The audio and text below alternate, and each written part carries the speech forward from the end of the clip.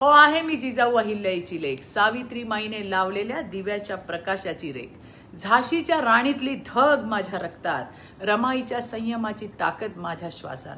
हो आहे माझ्यात अंश त्या प्रत्येकीचा, पण समाजाकडे अभाव दृष्टिकोनाचा. म्हणूनच आजही चिखलफेक होते शब्दांची, आजही कमी नाही विकृतीने बरबटलेल्या नजरांची. गंमत माहितीये, जे करतात चिखलफेक त्यांचे सोशल मीडिया अकाउंट जाऊन करा चेक. सापडतील तिथे छत्रपती शिवराय, शाहू फुले आंबेडकर, जिजाऊंवरील मोठाले लेख.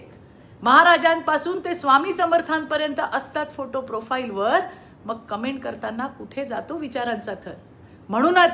म्हणूनच आजही सुरू आहे लढा मानसिकते विरुद्धचा, स्त्रीला कमकुवत मानणाऱ्या विचारसरणी विरुद्ध. जोपर्यंत समाज दृष्टिकोन बदलणार नाही तोपर्यंत सुरूच राहील हे युद्ध. तोपर्यंत माझ्यासारख्यांवर राहील जबाबदारी, जिजाऊ अहिल्याई, सावित्रीमाई, भीमाई, रमाई पुढच्या पिढीपर्यंत पोहोचवण्याची नव्हे, ती घडवण्याची.